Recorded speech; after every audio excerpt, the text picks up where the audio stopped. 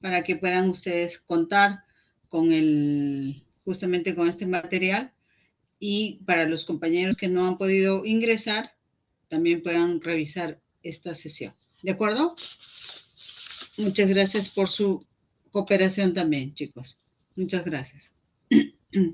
Muy bien, entonces, dicho esto, nosotros ya tenemos reprogramada nuestra sesión, ¿no? Ya tenemos una fecha con respecto al próximo jueves, que es feriado, ¿verdad? Ya tenemos una fecha programada, ¿no? Y también ha sido ya definida, ¿no?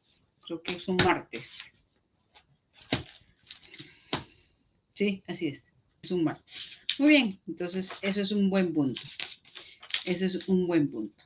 Listo, entonces no sé si tienen alguna duda, alguna pregunta. El martes 14, ¿no? Tenemos que recuperar.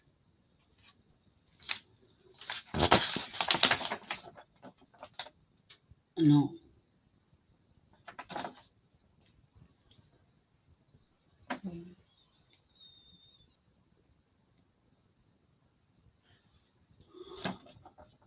Martes 11 es, ¿no? Martes 11 es nuestra recuperación, de 2 a 4. De acuerdo. Está bien. Ok, no sé si tienen alguna duda. ¿No? Es un horario un poco cansado, me imagino. Está bien.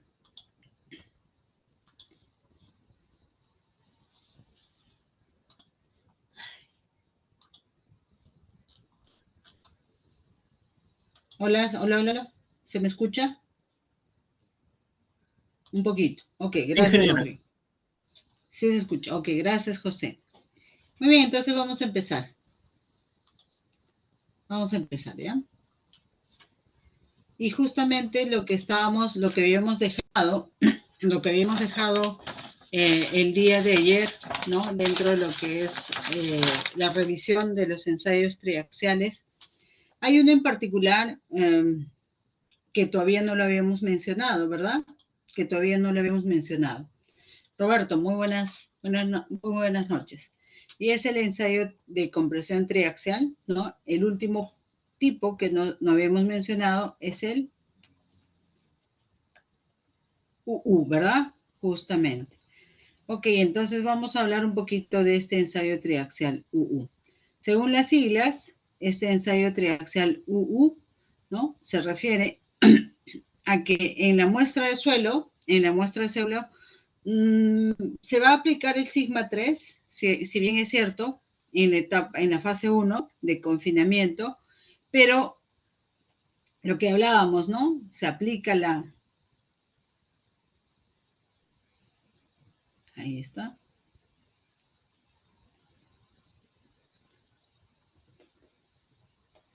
se aplica el esfuerzo de confinamiento a través del agua, pero no se espera a que consolide la muestra, ¿de acuerdo? Simplemente vamos a aplicar el esfuerzo de confinamiento, van a equilibrar los esfuerzos, ¿no? Se van a estabilizar y vamos a pasar, vamos a pasar a la segunda fase, que sería de corte, ¿no? Entonces, estamos hablando que en un ensayo triaxial UU no se consolida la muestra. Por lo tanto, ¿no? El sistema de drenaje, las válvulas del sistema de drenaje, lo que hablábamos ayer, van a permanecer o se tienen que cerrar, ¿verdad? Se tienen que cerrar las válvulas de drenaje. Se tienen que cerrar, cerradas, porque no va a haber salida de agua. Y justamente cuando definimos el proceso de consolidación, lo que habíamos comentado es que hay consolidación de suelo cuando hay una expulsión de agua. En este caso, con respecto al ensayo triaxial UU, no vamos a consolidar. Por lo tanto, válvulas cerradas. Entonces, la variación de volumen no va a existir acá, ¿no? Con respecto a la muestra de suelo. Y por el otro lado, no consolidado, y la otra sigla corresponde o describe las condiciones de la fase de corte o ruptura, no drenado, ¿cierto? No drenado. ¿Qué significa? Las válvulas del sistema de drenaje van a permanecer abiertas o cerradas. Bueno, o van a estar abiertas o van a estar cerradas. Tienen que estar cerradas, ¿no? Para que justamente se lleve o se desarrolle esta condición no drenada. Entonces, si van a permanecer cerradas, entonces la presión del agua se va a ver afectada, ¿no es cierto? Va a haber un incremento de presión en el agua debido a la carga que se está aplicando, ¿no? Debido a ese esfuerzo de compresión. Entonces, a eso conocemos como exceso de poropresión. Se va a generar exceso de poropresión que va a ser diferente de cero. ¿Está bien? Esas son las condiciones, justamente son las condiciones de un ensayo triaxial del tipo UU. Y lo que habíamos comentado es, o lo que habían consultado justamente, ¿y cómo es la gráfica, no? Porque en el artículo que hemos revisado de ensayos triaxiales, ¿no? Uno de los compañeros nos comentaba que la envolvente de falla, ¿no? La envolvente de falla era horizontal, ¿no? Eso, tenía una gráfica horizontal. Entonces veamos por qué. Para el caso de un ensayo triaxial no drenado, tenemos que recordar que vamos a tener dos tipos de círculos de Moore, ¿no? Si vamos a graficar justamente el estado de esfuerzos en un sistema de ejes, ¿no? Un plano cartesiano, sigma y tau, y con el uso del método de círculo de Moore, vamos a poder encontrar, ¿no? Un círculo de Moore en términos totales, en función a los esfuerzos principales, y el otro círculo de Moore lo vamos a encontrar también en términos efectivos, ¿no es cierto? Efectivos. Y esto justamente va a ser igual a los esfuerzos totales. El esfuerzo efectivo va a ser el esfuerzo total menos el exceso de la poropresión.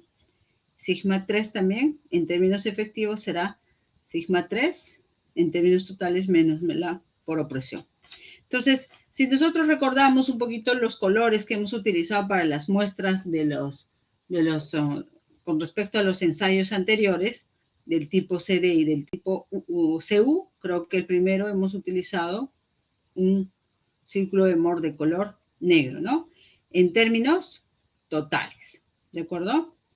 El otro círculo, ¿cuántos ensayos, cuántas muestras de suelo tengo que ensayar, ¿no? Como en los otros ensayos, como en los otros tipos de ensayo, ¿no? Las muestras que debo de ensayar siempre van a ser como mínimo 3, ¿no es cierto? ¿Me están siguiendo?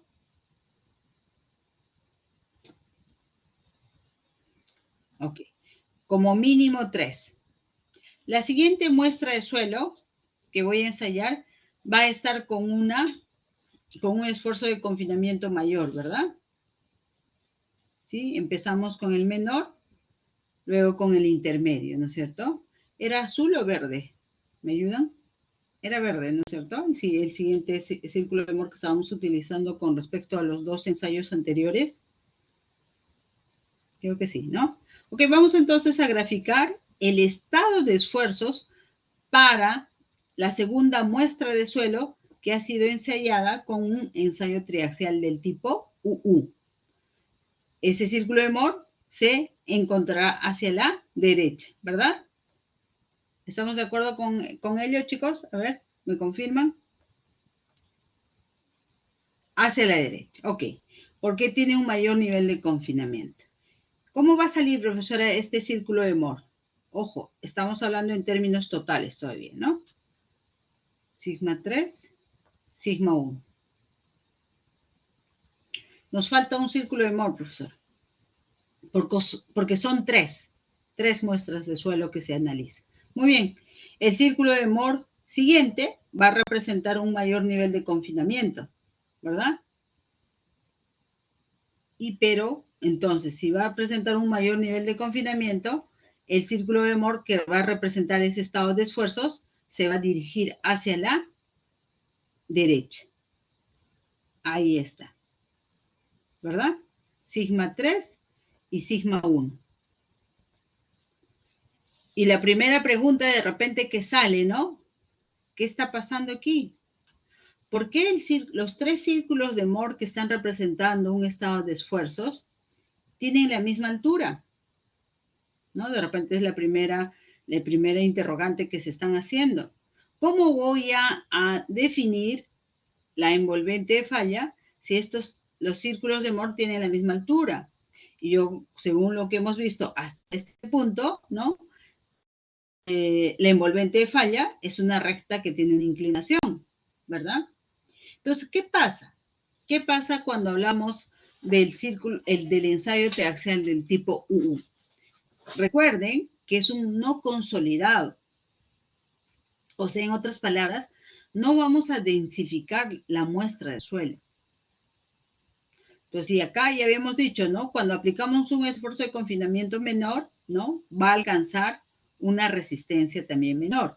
Si aplicamos un nivel de confinamiento mayor, ¿no? Imagínense si estamos haciendo un CD o un CU, o sea, un consolidado, este círculo de Moore que representaría al elemento de suelo que tiene un mayor nivel de confinamiento, va a alcanzar una mayor resistencia, ¿verdad? ¿Pero por qué? ¿Por qué esa diferencia? Porque se consolida la muestra. Aquí, en un ensayo triaxial ¿qué estamos haciendo? Aplicamos un esfuerzo de confinamiento, esperamos que se equilibre, estabilice este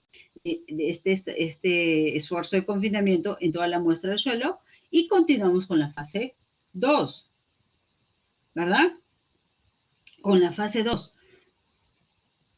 que sería la de corte, ¿no es cierto? Llevar a la falla al cuerpo de prueba. Eso es.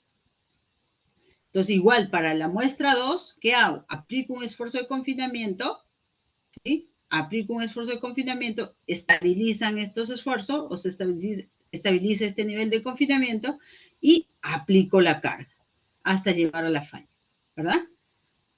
Entonces, ¿qué está pasando? Que no se está densificando, no se está consolidando la muestra. Por ahí que los círculos de Moore que voy a obtener en un ensayo triaxial del tipo UU,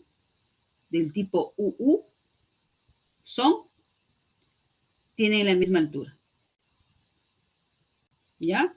Y dense cuenta, nosotros estamos graficando círculos de Moore en términos totales, ¿sí? En términos totales.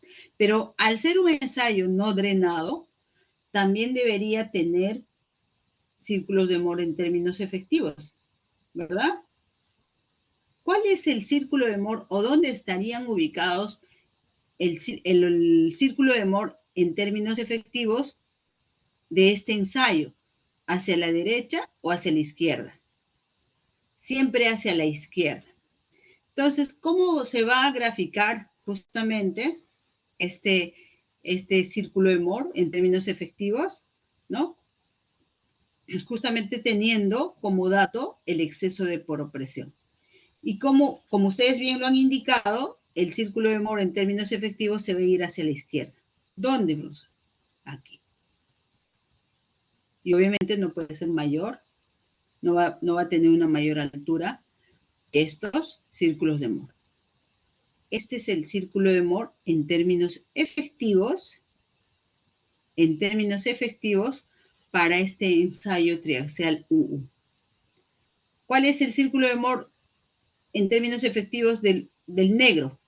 Es este. ¿Cuál es el círculo de Moore en términos efectivos del cuerpo de prueba verde? Es este, el celeste. El círculo de Moore en términos efectivos del cuerpo de prueba azul es el celeste. Así nos van a dar. Así nos van a dar justamente los resultados de este ensayo triaxial UU. Porque no estamos densificando, porque no estamos consolidando. Simplemente estamos diciendo, ok, aquí se está generando, ¿no? En este caso, con respecto al círculo de Moore en términos efectivos, con respecto al elemento suelo de color negro, se está generando un exceso de poropresión de este nivel. Para el círculo de Moore, en términos totales, del círculo de Moore verde, se está generando este exceso de poropresión.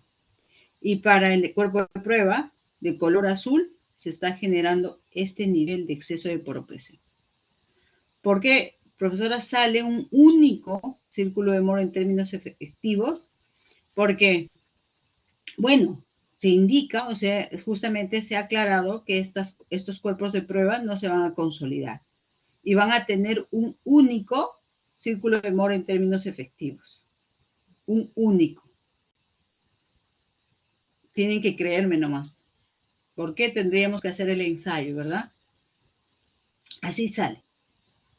Así sale.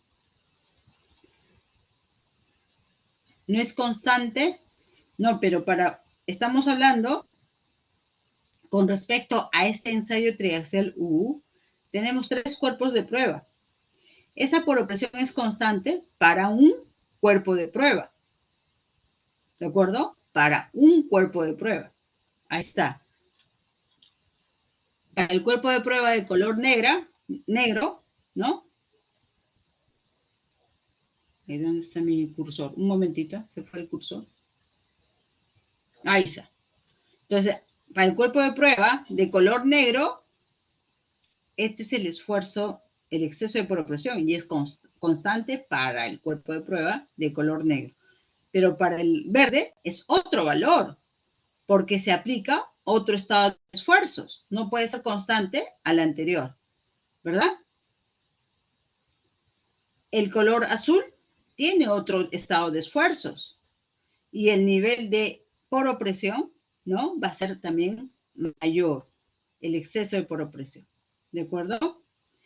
En este tipo de ensayos triaxiales UU, sí vamos a tener esta tendencia de la gráfica en función a los círculos de Moore. ¿Por qué? Porque no se consolida las muestras, no se consolida. Y entonces, ¿cómo vamos a dibujar la envolvente de falla? Y justamente la envolvente de falla, que debería tocar en 3 puntos, ¿no? El círculo de Moore, yo tengo 3 puntos. Acá están, ¿no? Si hablamos en términos totales. Y voy a dibujar justamente una recta que toque a esos 3 puntos de forma simultánea.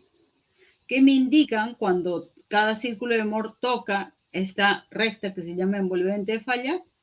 Que el cuerpo de prueba, que el suelo ha fallado. ¿De acuerdo? Entonces, este envolvente, esta recta, ¿tiene una inclinación? No tiene una inclinación. Entonces, le voy a decir que esta es la fricción, ojo, de este suelo, porque nosotros ya le hemos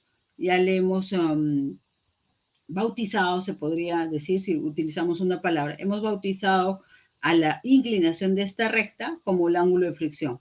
¿Cuánto será el ángulo de fricción? Será 0. ¿Y qué pasa con la cohesión del suelo? En este caso, hay un intercepto con las ordenadas y la cohesión se va a llamar como la cohesión no drenada. ¿Está bien? Así es el término que se utiliza para describir este ensayo. Cohesión no drenada.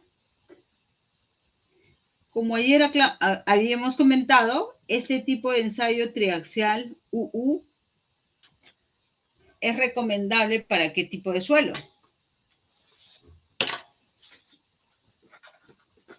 Para arcillas, suelos cohesivos, arcillosos. Y lo que estábamos hablando ayer también, arcillas finos. Lo que hablábamos ayer, ¿cuál es el parámetro de resistencia, ¿no? Más representativo de estos suelos cohesivos? ¿Es la cohesión o es el ángulo de fricción? La cohesión, ¿verdad? La cohesión. En este caso, esa cohesión se va a llamar cohesión no drenada. ¿ya? Y no podemos decir que cohesión efectiva es igual a la cohesión no drenada, no, ¿sí? Porque esta cohesión no drenada se obtiene de otra manera, ¿no? No con la pendiente, justamente con la recta, la envolvente de falla, que tiene una pendiente, ¿de acuerdo? No sé si hay alguna duda aquí.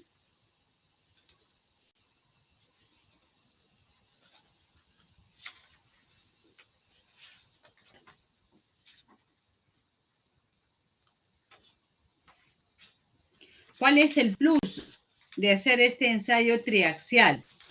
Es que vamos a tener información con respecto a lo que es la variación de la poropresión. La variación de la poropresión.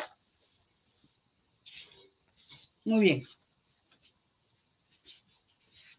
¿Ha podido responder la pregunta que tenían el día de ayer? ¿Por qué tenemos una recta sin inclinación, una horizontal, una recta horizontal? ¿Ha podido responder? Más o menos. A ver, chicos. Ok, Rodrigo.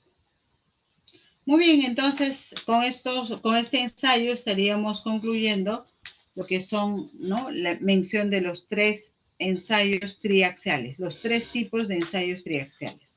Sin embargo, vamos a hablar todavía esta hora y media, quizás menos, de esta parte de resistencia al corte. Todavía vamos a hablar un poquito más. ¿Me confirman? ¿Continuamos? ¿Sí? Sí, ingeniera. Ok, muchas gracias, José. Listo, entonces continuamos, ¿ya? Voy a dejar de compartir esto y nos vamos por acá.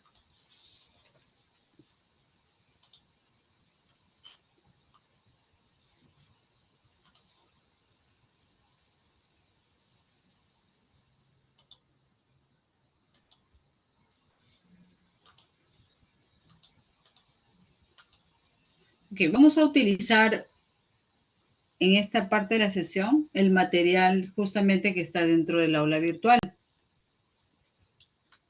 Este material que, ¿no?, quizás todavía no lo hemos utilizado, pero sí es necesario comentar algunos puntos, no en su totalidad, porque ya hemos desarrollado conceptos, ¿no? Ya hemos caracterizado justamente los parámetros de resistencia, ¿no? Y todo ello están dentro de este material de clases. Entonces, veamos, sí, algunos conceptos que nos van a ayudar justamente para poder complementar este tema de resistencia al esfuerzo cortante, ¿no? ¿Qué es la resistencia al esfuerzo cortante? Justamente es la resistencia que el suelo va a ofrecer para superar esfuerzos de corte aplicados, ¿cierto? Entonces, el mecanismo de falla, no se olviden, esto lo habíamos dibujado en una primera sesión, el mecanismo de falla que el suelo puede presentar, a lo menos en lo que son cimentaciones y en lo que es estabilidad de taludes, es justamente la interacción entre los esfuerzos actuantes y los esfuerzos resistentes. Los esfuerzos resistentes, ¿quién va a desarrollar? Es el suelo. ¿Por qué? Porque el suelo, justamente lo que nos dice aquí, ofrece una resistencia al esfuerzo cortante. Eso es lo que estamos haciendo, ¿ya? Eso es lo que estamos haciendo. Entonces, este mecanismo de resistencia que el suelo puede desarrollar se debe justamente al contacto entre sus partículas, al contacto, se le llama así como resistencia entre partículas, y también se debe a la resistencia por superposición. Ojo, resistencia entre partículas. Y esta resistencia entre partículas, ¿no? Si leemos estas 3 líneas que están dentro de la lámina, depende de la fricción entre partículas y de la existencia o no del ligante físico-químico entre partículas. O sea, la cohesión. La cohesión. Recordando recordando lo que hemos visto con respecto al criterio de falla o criterio de resistencia, que la resistencia al corte del suelo está en función, ahí está, de la cohesión y del ángulo de fricción. Del ángulo de fricción. Y depende de los esfuerzos efectivos que se desarrollan en ese suelo. Aquí está, nos dice. Pero además de que la resistencia depende, es función de estos parámetros de resistencia, de la cohesión y el ángulo de fricción, también tenemos que considerar una resistencia adicional causada por la diferencia de tamaños de partículas. A eso se llama superposición o trabazón. Lo que les hablaba en la mañana al otro grupo. Yo voy a tener un suelito. Acá voy a hacer una gráfica que voy a representar justamente por estas esferas, ¿no? Las partículas del suelo. Acá está así, más o menos. Así está. La distribución o la orientación de las partículas. Ahí está. Y este otro suelo lo voy a representar de otra manera. También con esferas, pero de otra manera.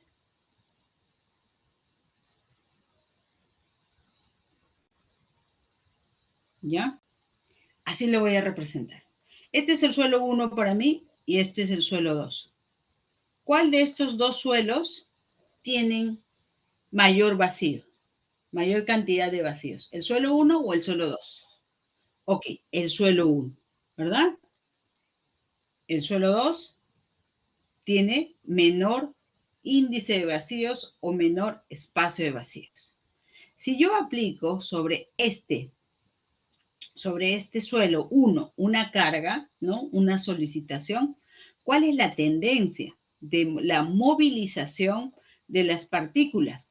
Es que se van a ir, las partículas que están encima de este arreglo, ¿no? Se van a ir hacia los espacios vacíos que puede tener ese volumen de suelo. ¿Ya? ¿Y qué pasa cuando esta fuerza, esta solicitación, cae sobre un suelo con menos vacíos? Entonces, ¿qué van a hacer estas esferas, ¿no? Imagínense que se coloca la carga o se aplica la carga. Estas esferitas que están encima de esta primera fila de partículas, por así decir, como no tienen espacio donde acomodarse, entonces, ¿qué van a hacer? Van a intentar levantarse sobre la esfera que está debajo. Sobre la esfera que está debajo. Sobre la esfera que está debajo. ¿De acuerdo? Entonces, a esta superposición, ¿no? Que se le llama, también influye en lo que es la resistencia al corte. La resistencia al corte. ¿Cuál de estos suelos presentará mayor resistencia? ¿Un suelo con mayor cantidad de vacíos o un suelo con menor cantidad de vacíos?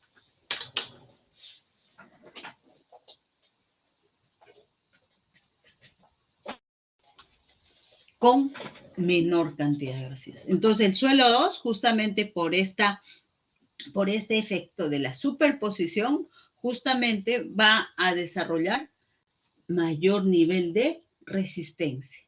Mayor nivel de resistencia. ¿Sí? Muy bien, entonces, esto por favor para recordar, ¿no? Mecanismos de resistencia. Luego, también hablamos, ¿no? Que el criterio de ruptura de Mohr-Coulomb, ¿no? Va a estar en función, ¿no? De la ecuación de una recta, pero a la vez esta recta tiene un valor de la cohesión y tiene un valor de fricción. Y justamente, si queremos entender un poquito más por qué la fricción y por qué la cohesión, entonces vamos a considerar que esta imagen, ¿no? A corresponde al suelo, ¿no? Y este suelo lo vamos a representar a través de este bloque rígido. Si yo voy a aplicar, y este bloque tiene un peso, ¿verdad? Tiene un peso. Si yo aplico una fuerza, ¿no? Aplico una fuerza, va a haber una reacción a esa fuerza. Va a haber una reacción. A eso le vamos a llamar fricción. ¿Y quiénes desarrollan la fricción en los suelos? Básicamente las partículas, ¿no? Debido a la aspereza que tiene. Muy bien. Y ahora, en forma particular, ¿qué tipo de suelo es bien representado o mejor representado por la fricción que se puede generar entre las partículas? Los suelos granulares, ¿verdad? Fricción. ¿Qué tipo de suelo, no, desarrolla mayormente o principalmente la fricción? Es los suelos granulares, ¿de acuerdo? Las arenas, ok. Y si queremos entender lo que es la cohesión, ¿no? Acá tenemos un modelito. El suelo ha sido representado por el bloque rígido. Ahí está. Entonces, vamos a colocar una fuerza, ¿no? Vamos a desconsiderar el peso, algo así, ¿no? Podemos entender. Aplicamos una fuerza, ¿no? ¿Y qué pasa? En el contacto justamente de este bloque rígido y esta superficie va a haber una adhesión, una capacidad de atracción. A eso le llamamos justamente capacidad de atracción que hay entre las partículas, llamamos la cohesión. ¿Quién desarrolla mayormente o principalmente la cohesión? ¿No? Si nos referimos al suelo, son los suelos cohesivos, las arcillas. ¿De acuerdo? Entonces, si yo quisiera definir la resistencia al corte para suelos granulares, ¿no? Que está bien representado por la fricción, acá suelo granular, entonces la resistencia de este suelo granular estaría bien representado por la fricción entre las partículas. ¿Qué pasa con la cohesión? ¿No? Ayer lo habíamos visto en un ejercicio. La cohesión se consideraría aproximadamente igual a 0. Y con respecto a los suelos cohesivos o finos, también porque también se cumple para lo que son los limos, ¿no? La resistencia al corte de ese suelo estaría bien representado por su cohesión. ¿Está bien? Está bien representado por la cohesión. ¿Hasta aquí alguna consulta?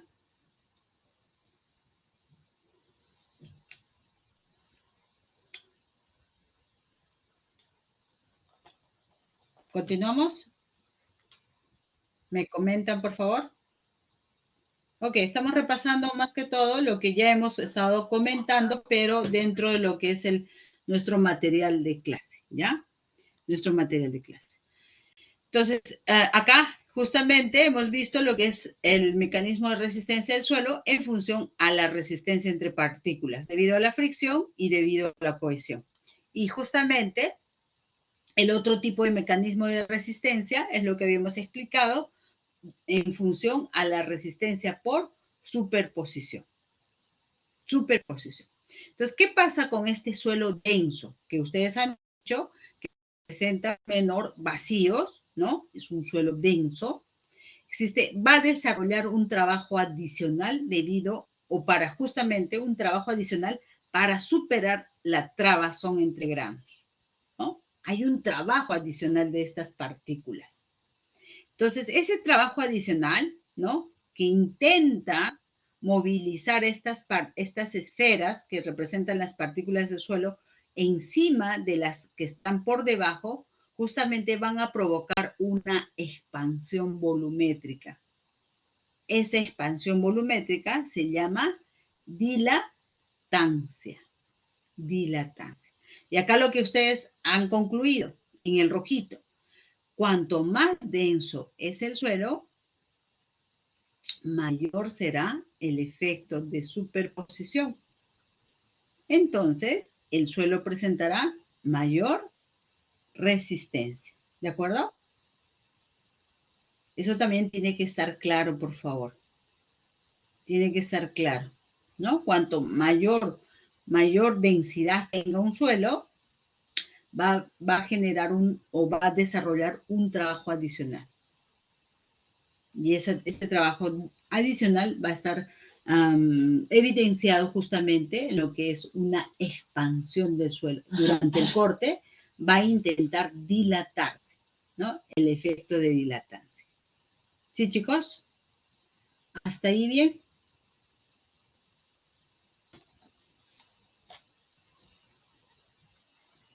Ok, estamos repasando nada más, ¿no? Algunos conceptos que de repente no lo hemos tocado, pero ahora es el momento. Entonces, lo que estamos haciendo nosotros, justamente, es analizando el estado de esfuerzos que un suelo puede tener, pero a través de un análisis bidimensional, ¿no es cierto? Bidimensional. Entonces, si nosotros hacemos un zoom de este elemento suelo, sabemos que está sometido a un estado de esfuerzos, ¿no? Un estado de esfuerzos en un plano horizontal y en un plano vertical, ¿no? Esfuerzos en compresión y también esfuerzos cortantes, ¿verdad? Esfuerzo cortante. Este estado de esfuerzos que estamos viendo aquí provoca ¿qué cosa? Puede provocar una falla, ¿no es cierto?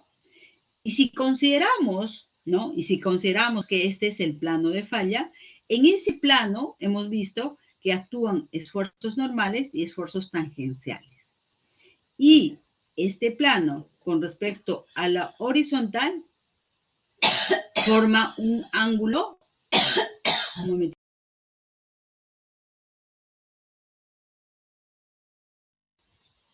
Este plano, con respecto a lo horizontal, forma un ángulo alfa.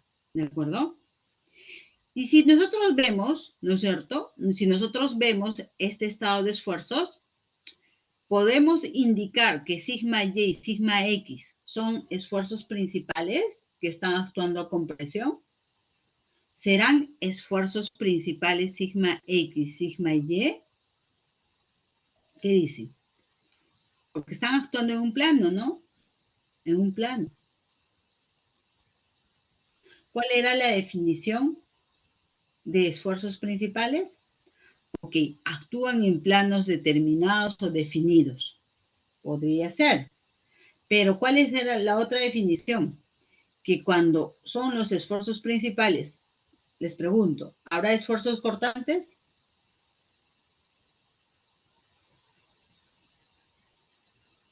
¿Habrá esfuerzos cortantes?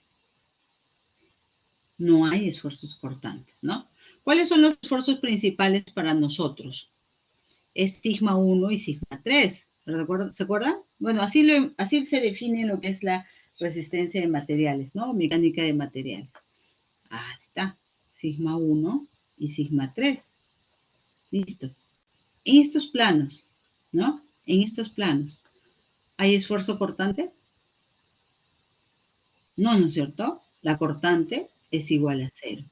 Entonces, estos esfuerzos que yo estoy viendo a compresión, que sigma y y sigma x, entonces no son los esfuerzos principales, porque en este plano me indica que hay esfuerzos cortantes, ¿no es cierto? Esfuerzos cortantes. Muy bien, pero esta solución de estado de esfuerzos, nosotros podemos solucionar, podemos resolver mediante métodos analíticos, ¿no? Para encontrar justamente el estado de esfuerzos interno, ¿no? ¿De acuerdo? Podemos utilizar métodos analíticos como son estas ecuaciones, ¿no es cierto? Estas ecuaciones que su demostración justamente la pueden encontrar en el libro de Braja M. Das, ¿ya? La demostración pueden encontrarla en el libro de Braja M. Das a través, y esto lo hace a través de un equilibrio de fuerzas, ¿no? Elegimos o consideramos un punto y se realiza un equilibrio de fuerzas y podemos llegar a estas ecuaciones. Esta es una forma de solucionar este estado de esfuerzos para encontrar justamente los esfuerzos internos o fuerzas internas. Pero en geotecnia, ojo, tenemos que tener en cuenta esta convención de signos. Cuando los esfuerzos están en compresión, se considera que son positivos. Esfuerzos están en tensión,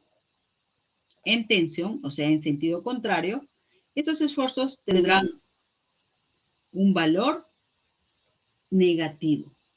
Ajá, negativo. ¿Qué pasa? Sí, adelante. Profesora, es diferente a lo de mecánica de materiales, ¿no? Porque me parecía que en Sí, tensión era positivos y en compresión negativo.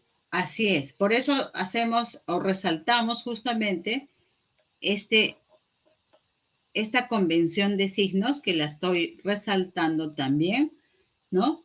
Que para geotecnia, la convención de signos varía. En compresión son positivos, en tensión negativos. ¿Qué pasa con los esfuerzos cortantes? Cuando están en sentido antihorario son positivos y cuando están en sentido horario son negativos. O sea, varía la convención de signos para geotecnia. ¿De acuerdo? Entonces, lo que estaba comentando, hay que tener presente, por favor, esta convención de signos. Lo que estábamos comentando.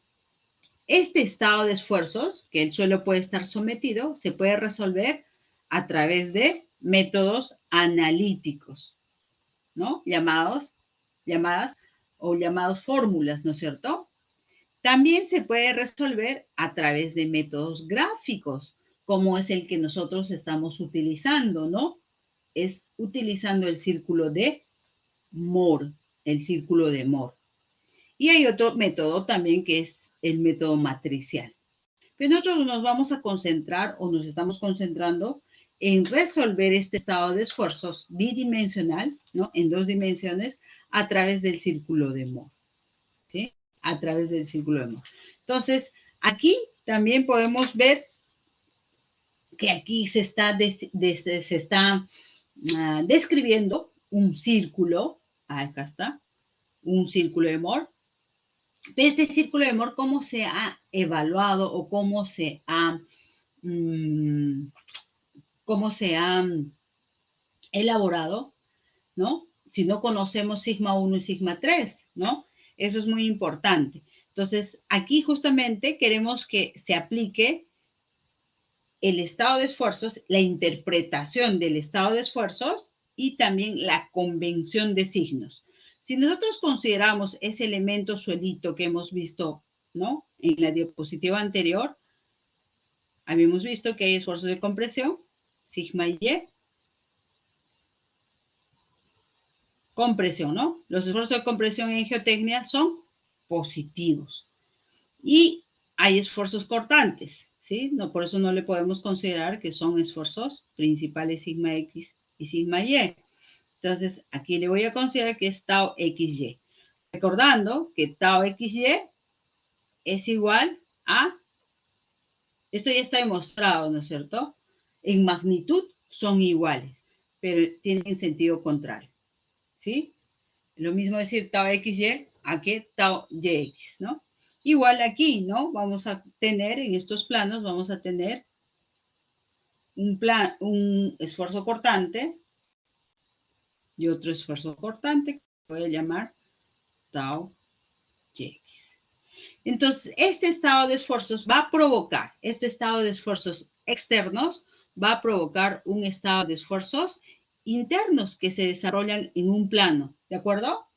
En este plano justamente se desarrolla un esfuerzo normal, ¿no?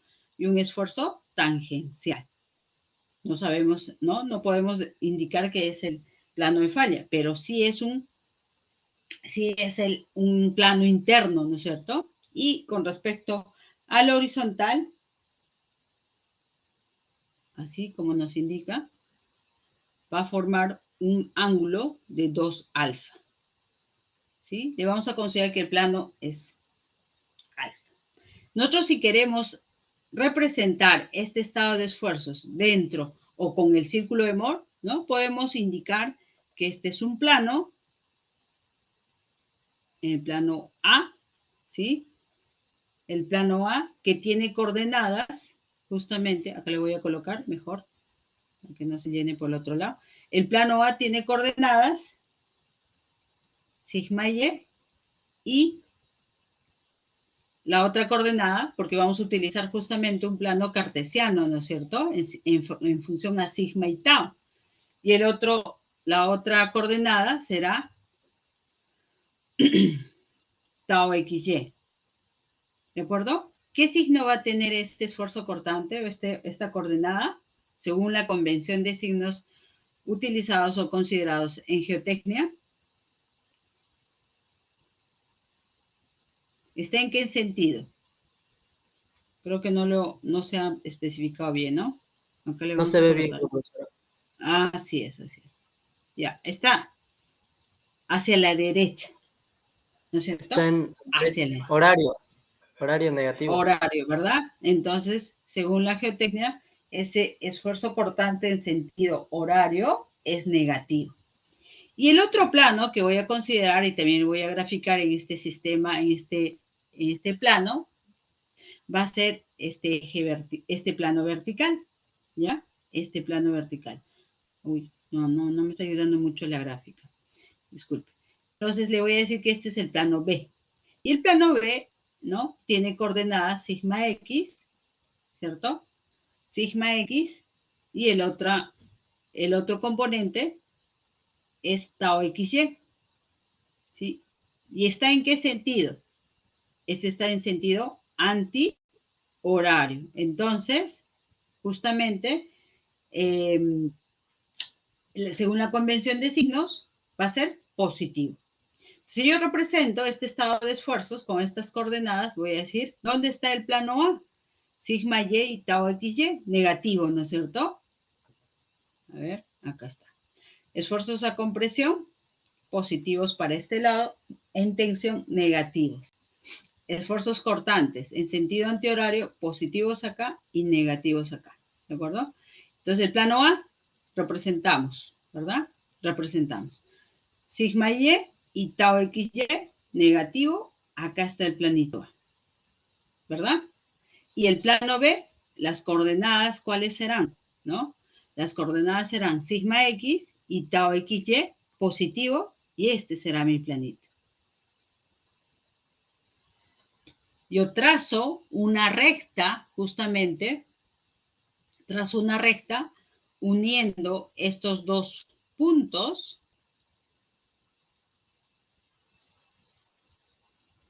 Un momentito. Ahí está.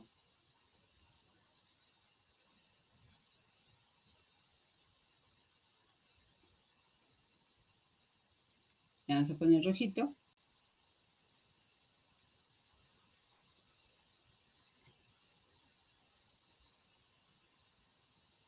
Estamos recordando únicamente el tema de resistencia al corte, perdón, resistencia a materiales o mecánica de materiales. Vamos a poner un poquito más. Eso. Ahí está mejor. Listo. Entonces, esta recta justamente está describiendo cuando corta al plano horizontal, ¿qué está describiendo? El centro, ¿verdad? El centro de la circunferencia. Entonces, puedo dibujar esta circunferencia, ¿no? Dibujo esta circunferencia.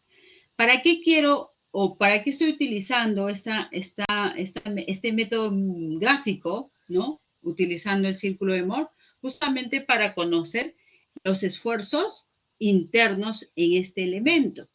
El esfuerzo normal y el esfuerzo tangencial. ¿Cómo ubico ese punto, no? Que obviamente me está representando ese plano donde están estos esfuerzos internos. Entonces, justamente voy a graficar esa inclinación 2 alfa, ¿no es cierto? Grafico esta inclinación 2 alfa, que me queda aquí, y del centro trazo una recta, hasta que toque al círculo de Moore. Y acá justamente me está indicando, aquí está el plano donde se están desarrollando estos esfuerzos internos. Sigma alfa y tau alfa. ¿Sí? Eso es un poco lo que, ¿no?, nosotros hemos conocido dentro de lo que es el tema de resistencia de materiales. Estado de esfuerzos. Es lo que estamos viendo, estados de esfuerzos utilizando el círculo de Moore. ¿Sí, chicos? Entonces, lo que sí necesitamos gráficamente identificar es cómo hallo esta distancia OC, ¿no? O sea, desde el origen hasta el centro de la circunferencia. Y no es otra cosa, ¿no? En función de los esfuerzos sigma X y sigma Y, es la semisuma de sigma X y de sigma Y. Esta es la distancia OC. OC, ¿de acuerdo? ¿Qué otro dato necesito conocer? Necesito conocer el radio de esta circunferencia o de este círculo, el círculo de Moore. Entonces, en este triangulito que voy a churar, puedo encontrar justamente el radio, ¿no es cierto? El radio. ¿A través de qué? A través de Pitágoras. A través de Pitágoras. ¿Qué voy a decir, no? ¿Cuál será la distancia? Tendré que considerar justamente esta distancia, ¿no? Esta es la que necesito, ¿verdad? Esta es la que necesito. Entonces, para calcular esta distancia, consideraré, pues, ¿no?, la semidiferencia de sigma X menos sigma Y al cuadrado, ¿no? Entre, o perdón, más el, para llegar a la hipotenusa, más el otro cateto al cuadrado, ¿verdad? Ahí está. Así determinamos el radio. Entonces, en otras palabras, justamente vamos a utilizar tanto el radio como la distancia del origen al centro de la circunferencia para calcular los esfuerzos principales. Es otra forma, ¿no es cierto? No tengo los esfuerzos principales, pero sí puedo calcular en función al estado de esfuerzos que se aplica dentro de este elemento. Entonces, sigma 1, ¿a qué va a ser igual? Sigma 1, conociendo la distancia OC y el radio, será igual ¿a qué? A OC, ¿verdad? O sea, sigma X más sigma Y entre 2, más el radio, ¿de acuerdo? Más el radio. Ahí está. Y sigma 3 será igual a toda esta distancia OC menos, le voy a quitar lo que estábamos más o menos haciendo las clases el día de ayer, ¿no? Con los ejercicios, menos el radio. Ahí está, ¿no? Pero teniendo en cuenta esfuerzos internos. Perdón, externos, ¿no? Que no son principalmente, o que no son los esfuerzos principales. Esfuerzos externos que no son los principales. Vamos a hacer un ejercicio justamente de este estado de esfuerzo. ¿Les parece?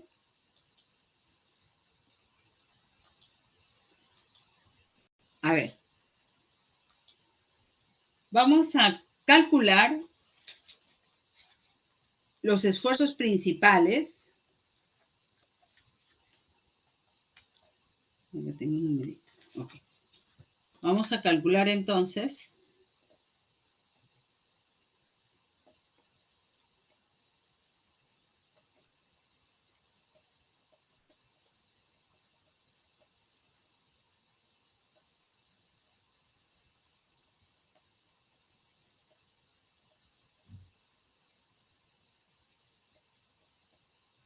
los esfuerzos principales, ¿de acuerdo? De este estado de esfuerzos, vamos a considerar así. Este elemento tiene estos valores. 90, 30, por acá tiene 30 también.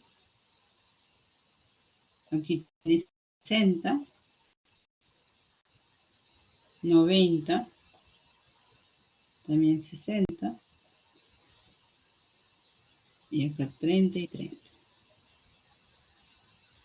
Listo. A ver, si nosotros requerimos los esfuerzos principales, obviamente, dentro del tema de resistencia al corte, para estimar la resistencia al corte del suelo, ¿cómo podremos definir justamente estos esfuerzos principales, ¿no? Recordemos que los esfuerzos principales, ¿no? Actúan en planos definidos y además son los esfuerzos o se consideran esfuerzos principales porque en el plano que actúan no hay esfuerzos cortantes. ¿Cuáles serían esos planos? Esos esfuerzos principales nosotros hemos definido como sigma 1 y como sigma 3, ¿de acuerdo? Sigma 3. ¿Cuánto será? Bien sencillito, ¿no? De acuerdo a lo que hemos estado viendo. Lo voy a hacer rápidamente acá. Me van diciendo también algunos valores. Entonces vamos a considerar los mismos colores. Acá hay un plano, ¿no? El plano A le voy a considerar acá, que tiene coordenadas 90, ¿cuál es el otro? ¿Cuál es la otra coordenada? Para el plano A que estoy definiendo.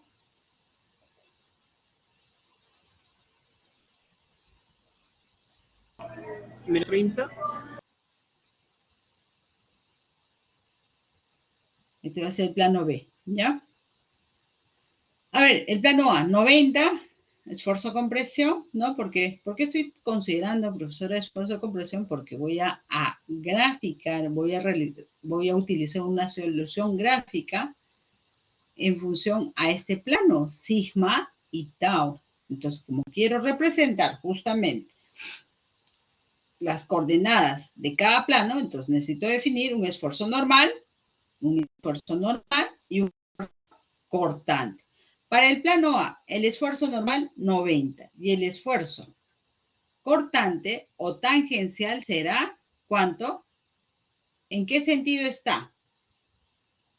El esfuerzo cortante está en un sentido horario, ¿no es cierto? Entonces, será, según la convención de signos de geotecnia, será menos 30. Y el plano B, ¿qué coordenadas va a tener? El plano B va a tener unas coordenadas. Esfuerzo normal, 60. ¿Y qué más? ¿No? 30 será en sentido antihorario, ¿verdad? Ahí está, antihorario. Listo. Entonces eso vamos a representar, ¿no?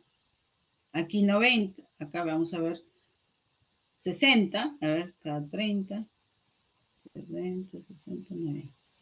30 con 60, por acá estará, todo positivos. ¿Qué plano? El plano B, ¿verdad? Y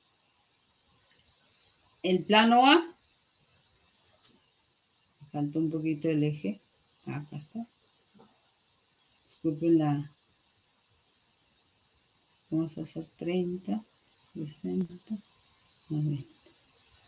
Ah, no, 30 nada más, ¿verdad?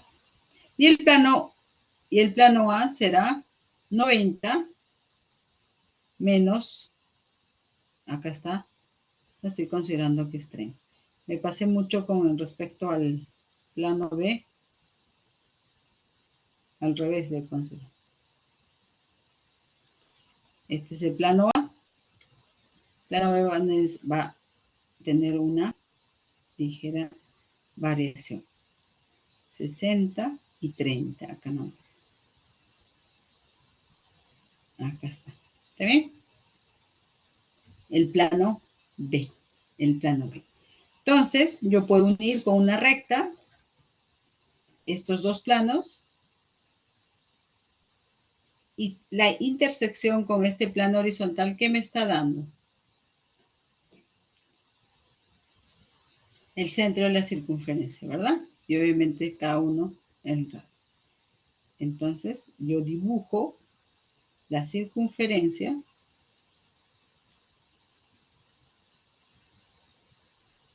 Bueno.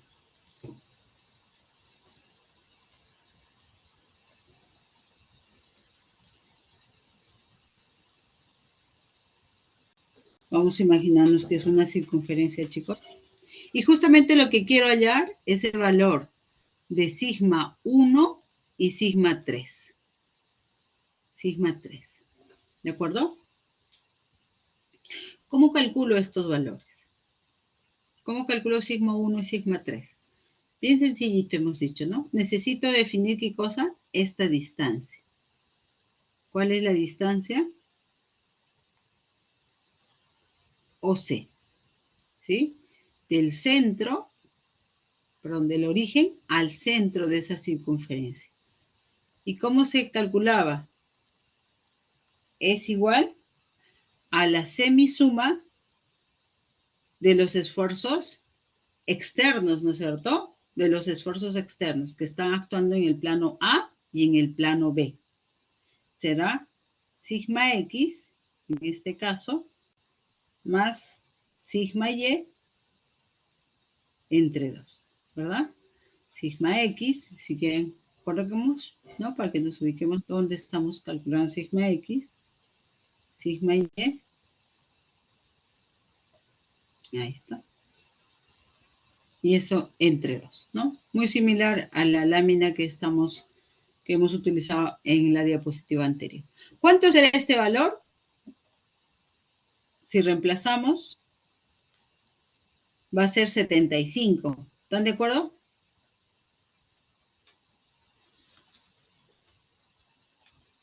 Ok.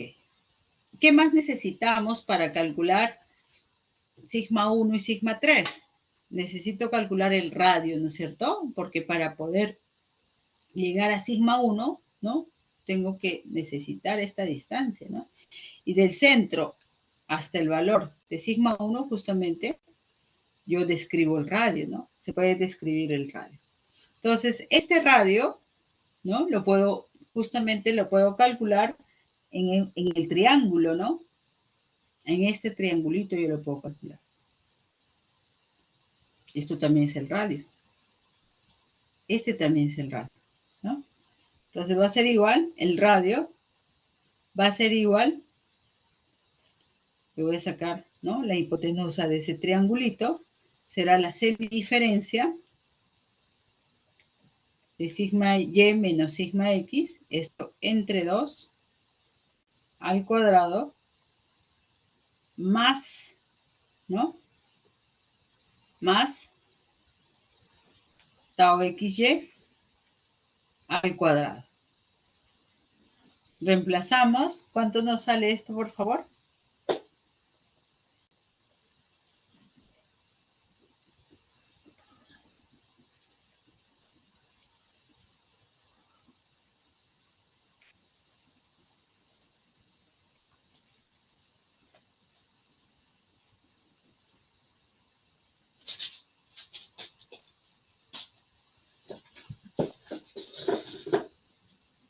Eso. Ese en realidad es mecánica de materiales. De acuerdo.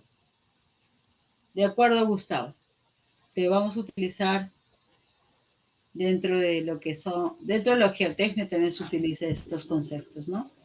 80.77 ¿no sale? A ver, si pueden confirmar. ¿No? Kevin, ¿cuánto sale?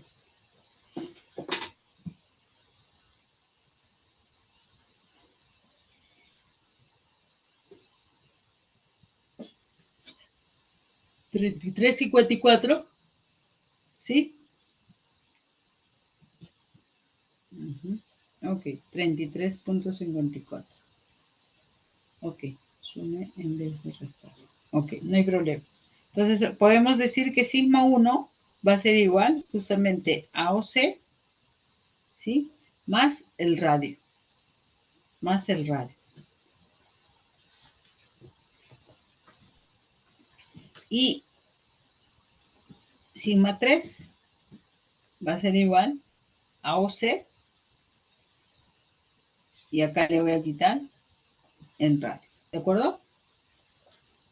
Entonces, eso van a ser los valores, ¿no? Justamente, esos van a ser los valores que yo voy a considerar para los esfuerzos principales. Y con esos esfuerzos principales, justamente puedo determinar la resistencia al corte del suelo, ¿no? Ahí ya entra lo que es resistencia al esfuerzo cortante, ¿no? El concepto. Pero esto queríamos mencionar justamente qué pasaría si en un estado de esfuerzos justamente nos van a dar no solamente los esfuerzos principales, sino el estado de esfuerzos que se están desarrollando en un estado, valga la redundancia, bidimensional, 2D. Entonces, tengo que aplicar esta teoría de lo que son el círculo de Moore, ¿no? El círculo de Moore y conocer justamente, ¿no? Por geometría, qué es lo que describe esta circunferencia, ¿no? Esta circunferencia. Muy bien. No sé si hay alguna consulta, ¿no? Ahí no sé si tienen los valores también. Acá tendremos 108.54. Y por el otro lado tenemos, siempre va a ser mayor, ¿no es cierto?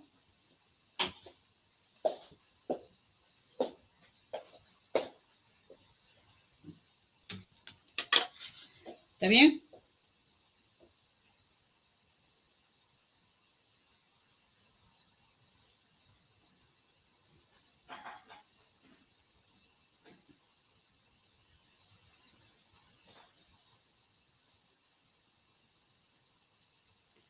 Ok, José. Muy bien, entonces ahí lo dejamos este ejercicio, solamente para recordarles que también se puede utilizar esfuerzos externos que no son los principales. 41.46 será el esfuerzo principal menor. Listo, ahí está, ¿no? Ahí está. Vamos entonces a ver con respecto a, bueno, esto ya también lo hemos visto, ¿no? Lo hemos visto, el criterio de ruptura de Moore-Coulomb se indicó y dentro del artículo que han podido revisar, la resistencia o la ruptura de un suelo, de un material suelo, se debe a la combinación, ¿no? A la combinación crítica, todavía nos indica el material del artículo, a la combinación crítica de qué? Entre el esfuerzo normal y de corte, ¿ya? De corte. Entonces, justamente lo que decíamos, este esfuerzo cortante, es este esfuerzo resistente que el suelo puede desarrollar, va a depender del nivel de esfuerzos efectivos que se desarrollan en el suelo, el nivel de esfuerzos efectivos. Entonces, lo que nos dicen es, acá está bien claro, la envoltoria o la envolvente de ruptura o de falla que define la ecuación anterior es una curva, no es una recta, ya lo hemos comentado, ¿no es cierto? Pero justamente para aproximar, para sintetizar justamente el cálculo de este esfuerzo de corte en el plano de ruptura, justamente se toma en cuenta una función lineal, Y es así que se les ha presentado esa función lineal, ¿no? Y adaptada con los términos de la teoría de la resistencia al corte, se ha presentado la forma como se estima la resistencia al corte, en función a la cohesión, ángulo de fricción, y depende del esfuerzo normal al plano de ruptura, ¿De acuerdo? Eso está claro, creo, ¿no? Vamos a pasar rápidamente porque quiero hablar un poco de cómo es el comportamiento de suelos densos y suelos sueltos, que es lo que se ha presentado en la primera parte de la sesión. En lo que también comentábamos, que en un suelo saturado, ¿no? El esfuerzo normal total en un punto está expresado ¿por qué? Por el esfuerzo efectivo más la poropresión. ¿Y quién desarrolla el esfuerzo efectivo? Es desarrollado por los sólidos del suelo. ¿Sí o no? Por lo tanto, el criterio de ruptura Mohr-Coulomb se expresa justamente en términos efectivos. La referencia es el esfuerzo efectivo es soportado o es desarrollado por los sólidos del suelo. Se recomienda representar justamente esta resistencia al esfuerzo cortante en términos efectivos, ¿sí? Términos efectivos. Bueno, esto también ya lo hemos visto, no vamos a hacer mucho.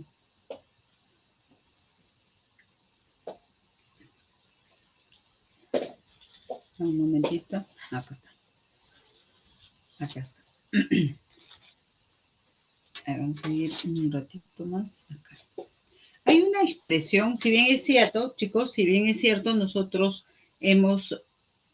hasta el momento, hemos solucionado el tema, el cálculo de parámetros de resistencia o esfuerzo cortante del suelo utilizando gráficas, ¿no es cierto? Utilizando las gráficas, el círculo de Mohr y la envolvente, justamente el concepto de envolvente de falla. También hay ecuaciones que me van a ayudar a resolver justamente esta solicitación, ¿no? O este estado de esfuerzos. ¿Cómo así? Y va a estar relacionado con el punto, punto en el círculo de Mohr que representa la falla, ¿no? El plano de falla y la envolvente. Cuando este plano de falla, ¿no?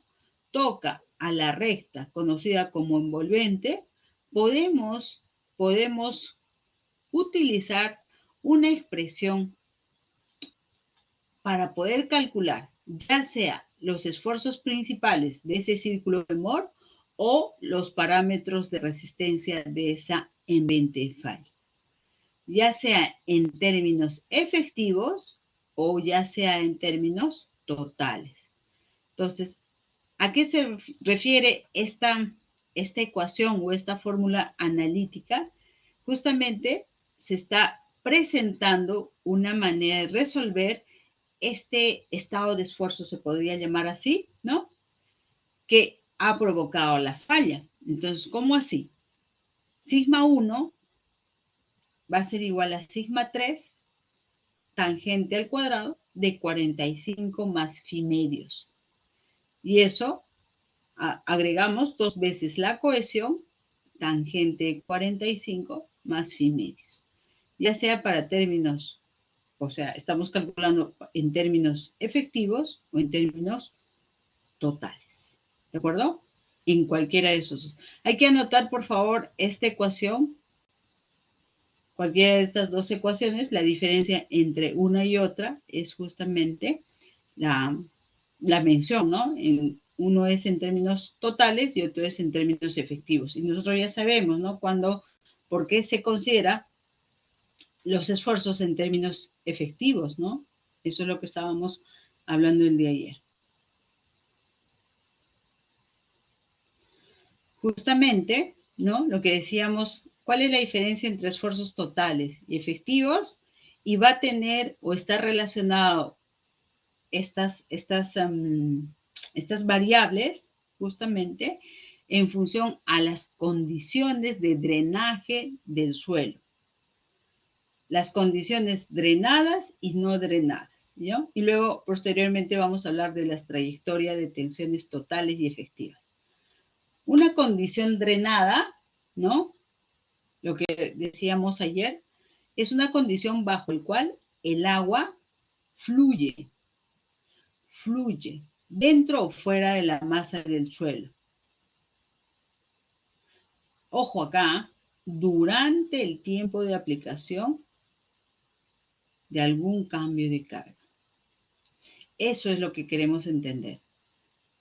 Entre en un CU y el ensayo CD, la variación o la diferencia entre estos dos ensayos, CD y CU, era CD y CU, eran las condiciones de drenaje.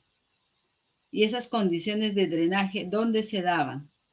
En la fase de corte. ¿Qué pasa en la fase de corte? Se aplica una carga.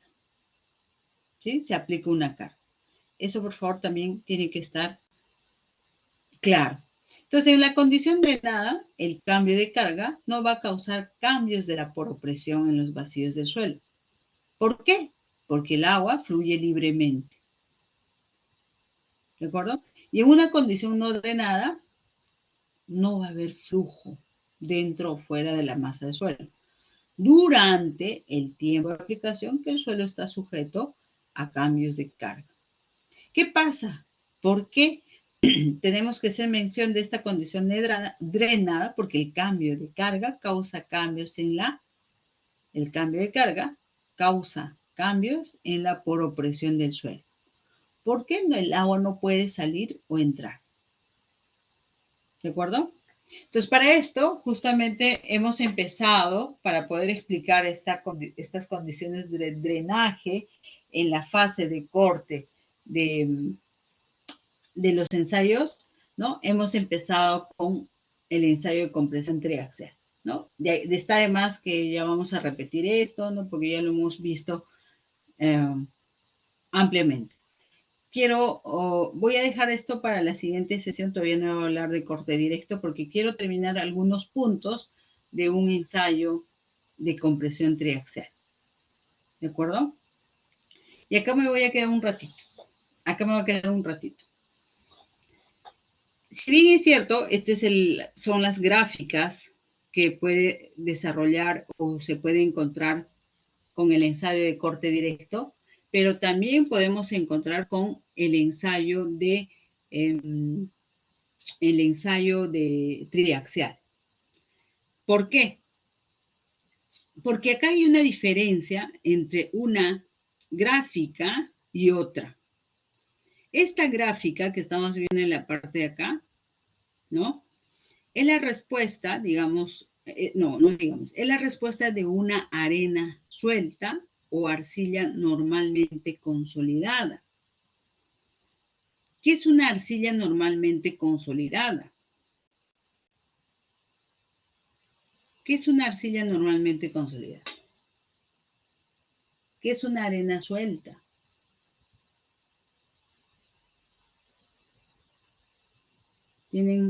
¿Recuerdan un poco sobre este término de arcilla normalmente? ¿Cómo definimos a una arcilla normalmente consolidada? No se consolida, ¿ok? No está consolidada. Tenía que ver con su tiempo, su historia, algo así, con las cargas que se le aplicó anteriormente. Muy bien. Es una arcilla que tiene que ver con durante su historia, ¿no? Si ha tenido alguna carga adicional, ¿no es cierto? Y acá hay otro alcance, una arcilla que ya varió su volumen. ¿Están seguros que es la arcilla normalmente consolidada que puede haber variado su volumen? No se consolida, nos dice Bruce. Claro que sí. No, nosotros por eso no sé, normalmente consolidada. Este tipo de arcilla, justamente no se consolidó. No se consolidó por fuerzas mayores o por esfuerzos mayores al que tiene. Por lo tanto, tiene muchos vacíos, ¿sí o no? Tiene una cantidad de vacíos considerable. Y justamente este tipo de arcilla en la solicitación o cuando se determina la resistencia al corte del suelo, su comportamiento se asemeja a una arena. Y se dice que para este tipo de arcilla normalmente consolidada, la cohesión es aproximadamente igual a 0. Para la arcilla normalmente consolidada. ¿De acuerdo? ¿Por qué? ¿Por qué, profesora? Porque no ha sido consolidada esta arcilla. No hay mucha atracción entre las partículas. Tiene muchos vacíos. Esas cargas eléctricas que las arcillas desarrollan, ¿no? Se pierden en esos vacíos. Entonces, su cohesión de estas arcillas son, o la cohesión justamente, tienen niveles muy bajos. Tanto así que esos niveles bajos de cohesión se asemeja a lo que es una arena. ¿Y qué pasa cuando hay una arena suelta o una arcilla normalmente consolidada? Cuando se somete a carga, va a desarrollar esfuerzos a este nivel, nada más, a este nivel. O sea, bastante uniformes. Va a llegar a un punto, ¿no? Máximo le podríamos considerar por acá, y de ahí se mantiene homogéneo los esfuerzos cortantes que se estaría desarrollando en este tipo de suelos. Recuerden, por favor, arenas sueltas o arcillas normalmente consolidadas. ¿Y qué pasa si yo tengo una arena densa o una arcilla sobreconsolidada o preconsolidada? Vamos primero a describir cada uno de estos suelos, ¿ya? ¿Qué es una arena densa? Será lo contrario a una arena suelta, ¿verdad? Una arena con una cantidad de vacíos considerable. ¿De acuerdo? ¿Y qué será una arcilla sobreconsolidada o preconsolidada? La resalto también.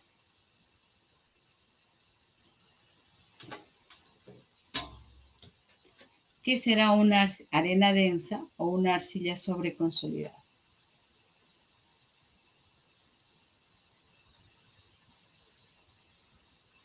¿Cómo definimos? ¿Cómo definimos a esta arcilla sobre o preconsolidada? Los leo o los escucho, cualquiera válido. Se aplica la carga para consolidar. Se aplica, claro, o estas arcillas también se podría indicar que ya recibió, ¿no?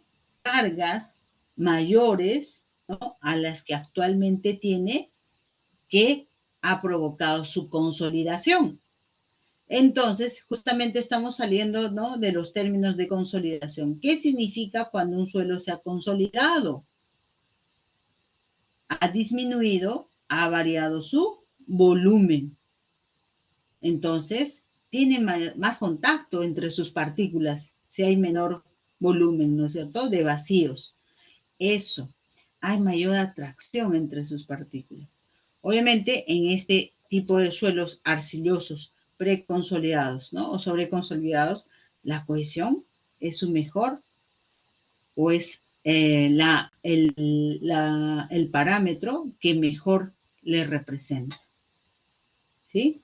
Entonces, ¿cómo es su comportamiento en una gráfica de este esfuerzo cortante versus el desplazamiento? Este tipo de suelos densos o arcillas sobreconsolidadas se parecen porque tienen menos vacíos, ¿verdad? Entonces, ¿qué va a hacer? Se le aplica la carga y estos suelitos van a desarrollar niveles de resistencia más altos que los anteriores, ¿de acuerdo? Más altos, están más confinados, están más densos, densificados. Desarrollan niveles de esfuerzos cortantes altos y hay un punto en que ya no pueden ascender, ¿no? O sea, no pueden seguir subiendo estos estados, este nivel de resistencia. Entonces, ¿qué pasa?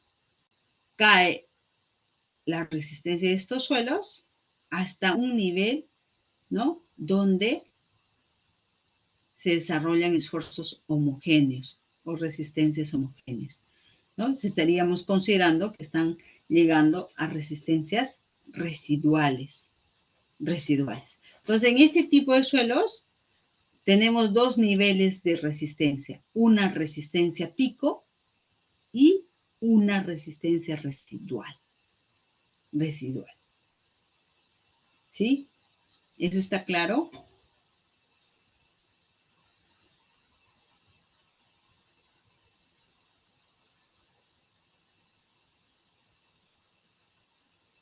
Ya.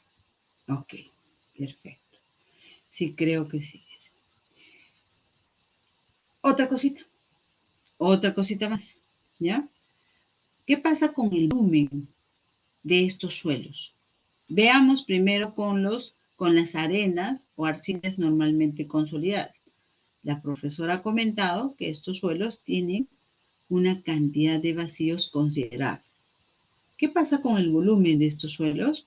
Cuando se va a comprimir, cuando se va a colocar una carga, justamente estos suelitos se van a comprimir en esos vacíos existentes, ¿verdad? En esos vacíos existentes. Pero ¿qué pasa con las arenas densas o arcillas sobreconsolidadas?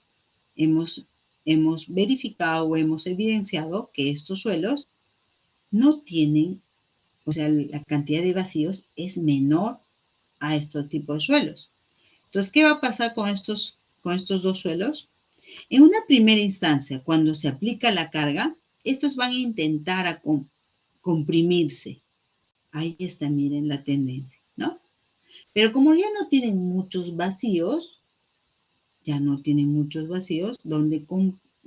justamente ocupar, ¿qué es lo que va a intentar este tipo de suelos? Va a intentar expandirse. La superposición. ¿Se acuerda de lo que hablábamos, no es cierto? Acá están, la superposición.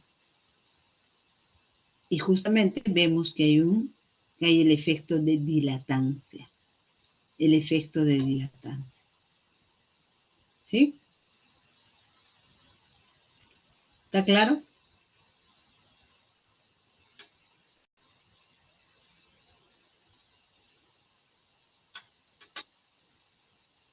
Ok. Muy bien, entonces, para estar cerrando nuestra sesión, vamos a hacer un ejercicio. Exacto, se van a expandir porque se van a superponer, ¿no? Recuerdan que estábamos viendo en la gráfica, nuestra gráfica, acá están estos suelos que tienen pocos vacíos, ¿no es cierto? Así tienen este arreglo más o menos. Entonces, cuando se coloca una carga, estas partículas, como no encuentran vacíos donde acomodarse, ¿qué es lo que van a hacer? Van a intentar levantarse con respecto a esta partícula. Esta también va a intentar levantarse con respecto a esta partícula. Y así también, ¿no? Va a intentar levantarse. Entonces, va a haber un cambio de volumen debido a esa superposición, ¿no? Esa superposición. Así es. El comportamiento de los suelos es bastante interesante, ¿no? Muchas veces un poco complejo, pero no deja de ser interesante. Vamos a hacer un ejercicio con respecto al material que les he compartido. No sé si lo tienen, yo creo que sí. Ya estaba habilitado. Hemos hecho este ejercicio 1, ¿verdad?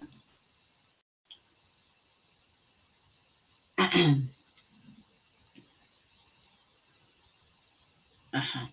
Listo. Yo creo que sí podemos hacer. El ejercicio 2, ya lo tenemos.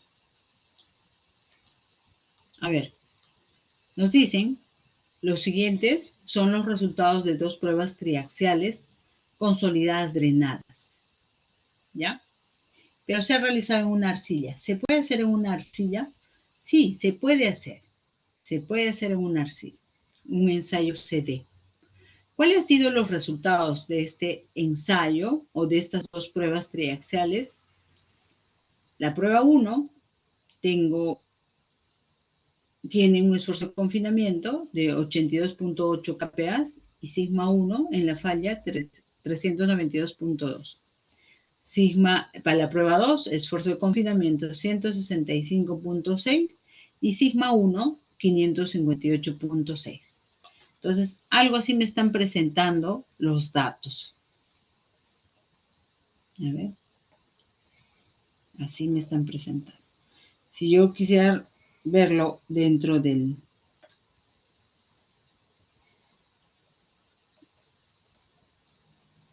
y en una escala apropiada, ¿no? Podría decir, están en términos efectivos, ¿verdad?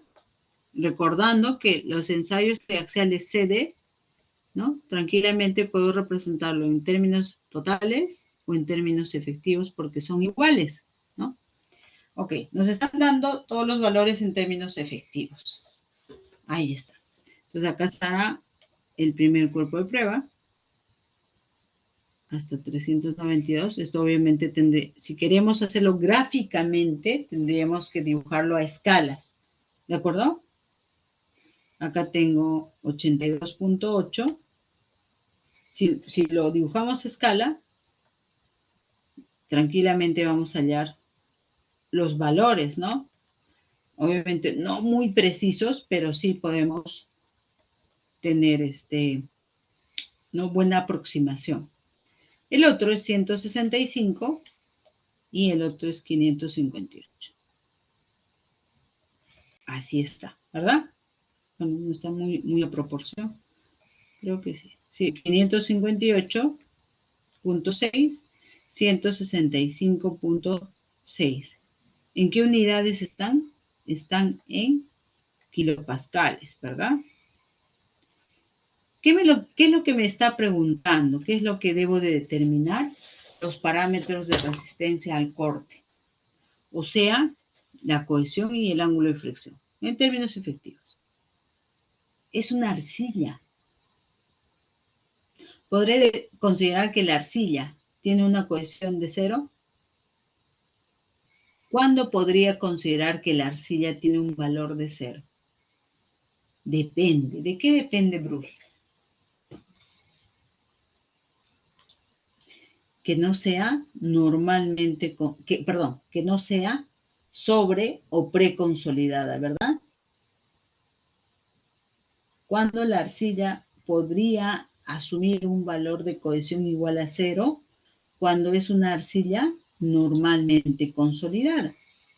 En este caso, no me especifica si es una arcilla normalmente consolidada o una arcilla preconsolidada. ¿Sí? No podría eh, no podría sustentar que es una arcilla normalmente consolidada, ¿no? Tendría que tener alguna información más, ¿no? Entonces, voy a tratarla como una arcilla que tiene una cohesión. ¿Por qué? Porque la cohesión justamente es el parámetro de resistencia del suelo que mejor representa a las arcillas, ¿cierto? Entonces, tengo que encontrar el valor de la cohesión y del ángulo de fricción de esa arcilla, teniendo en cuenta estos dos valores o resultados de la prueba 1 y 2, ¿no? De un ensayo CD. Pero como les comentaba, yo podría trazar una recta, ¿verdad? No sé, tendrían que hallar, acá sí está formando un ángulo recto con y trazar la envolvente, ¿no? Que nosotros estábamos comentando. Pero también tengo que tomar en cuenta que los círculos de Mohr que he trazado deben estar a escala, ¿no? Y así de repente. Pero hay otra forma también que podemos desarrollar estos ejercicios y es utilizando las formulaciones, ¿no? Y justamente habíamos ya comentado estas formulaciones. Y vamos a utilizarlo en términos efectivos. ¿Cuál es esa formulación que comenta, profesora? Ahí lo voy a copiar para que también lo puedan ver, ¿ya?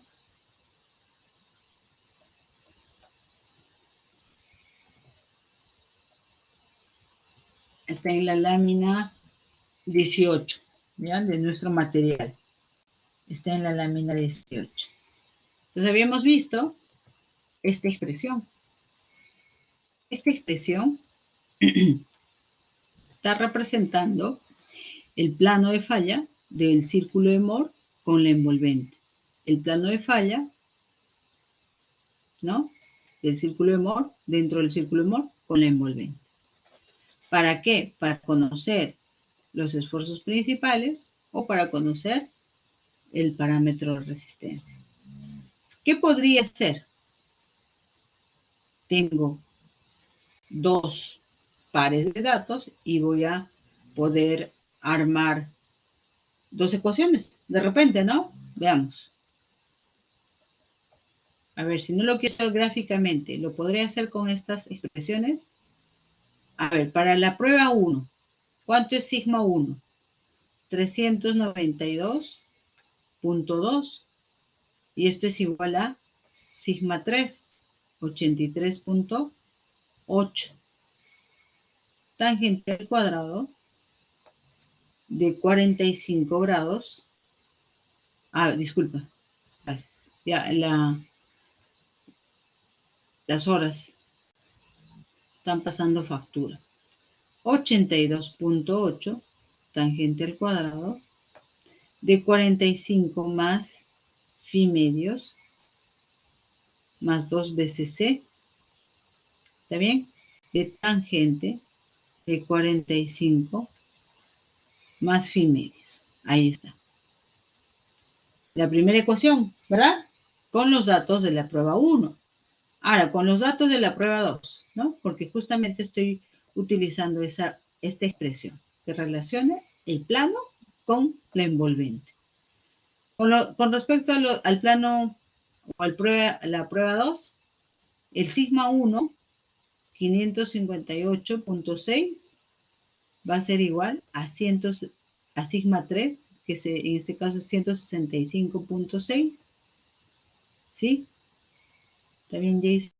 558.6, 165.6, tangente al cuadrado de 45 grados más phi medios más 2 veces la cohesión, tangente de 45 más phi medios entre 2. Ajá. ¿Qué he hecho? He hecho un sistema de ecuaciones, ¿verdad? ¿Y qué puedo hacer? Porque acá tengo términos iguales. Puedo multiplicar por menos 1 esto, ¿no? Y voy a eliminar justamente esta partecita.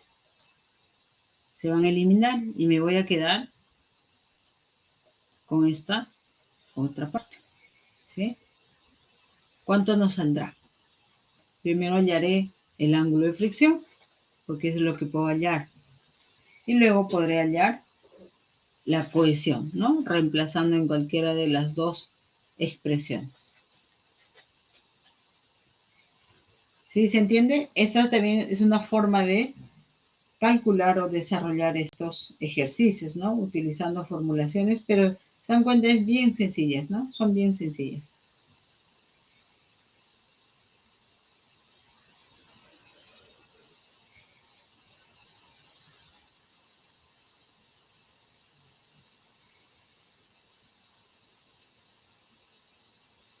¿Lo tienen?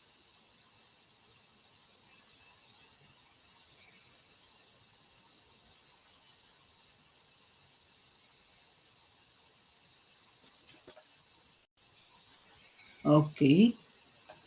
165.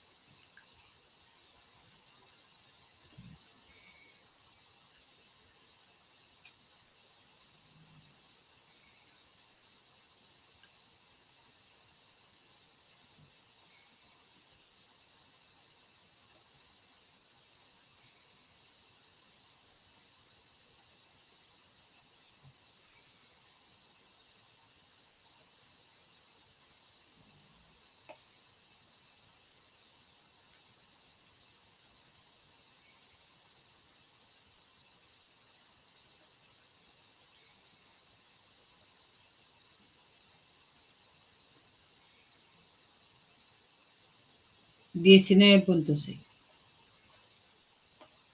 Ok. La cohesión, por favor, Bruce. Si reemplazamos en 1, en 2, ¿cuánto será nuestra cohesión?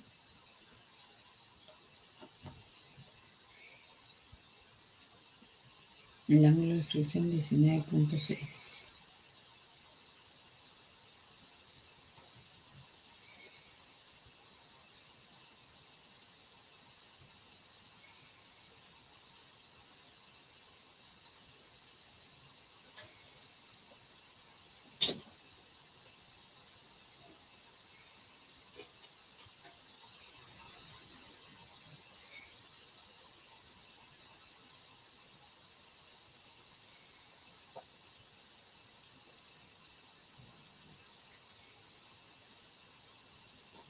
¿Están ahí, chicos?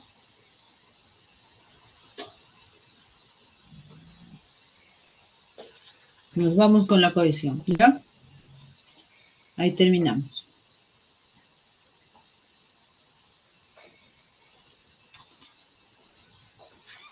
Confías en Bruce.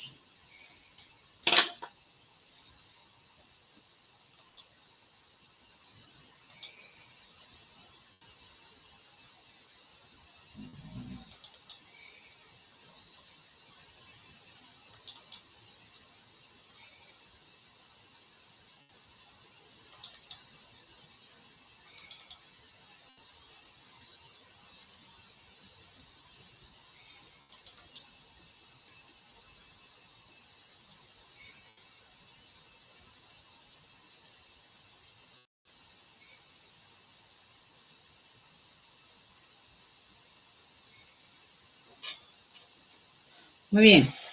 A ver, ¿cuánto nos sale la cohesión? ¿Tenemos ese resultado? Todavía no.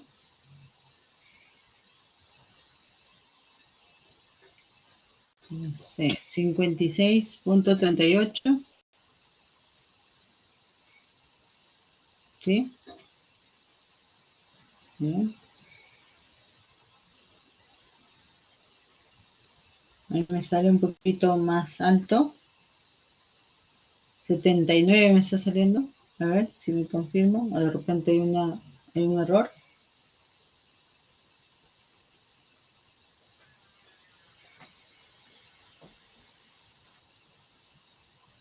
Ángulo de fricción está bien, 19.6. Y la cohesión, no sé si es que